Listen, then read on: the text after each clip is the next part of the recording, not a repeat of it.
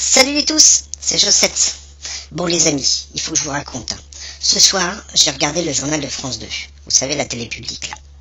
Eh ben écoutez, on parlait des hauts salaires et notamment le fait que notre gouvernement avait abandonné l'idée de les taxer, ou plutôt de les plafonner.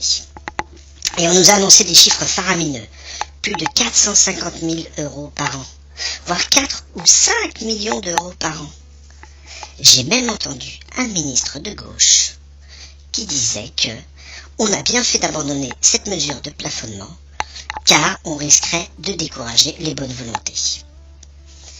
Et même que pour les salaires supérieurs à 1 million d'euros, c'est l'entreprise qui va payer la taxe et pas celui qui touche l'argent sur son impôt sur les revenus. Oh là là, ça brouille pas mal de choses ça.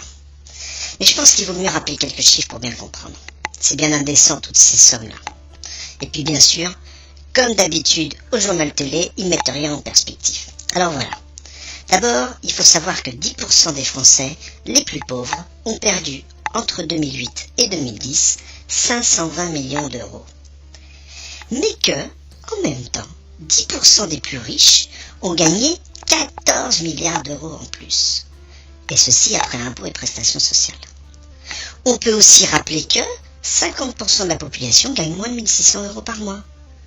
Et que 90% des salaires en France sont inférieurs à 3 300 euros par mois.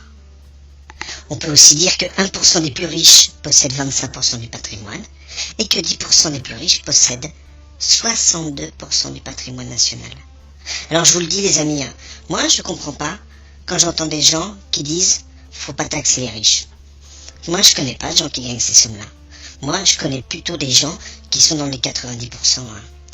Alors peut-être que ces gens qui disent ça, peut-être qu'ils croient que ça va leur arriver un jour d'être dans la tranche des riches. Mais vous savez, quand on voit l'évolution des répartitions de richesse, c'est mal barré pour eux. Bye bye!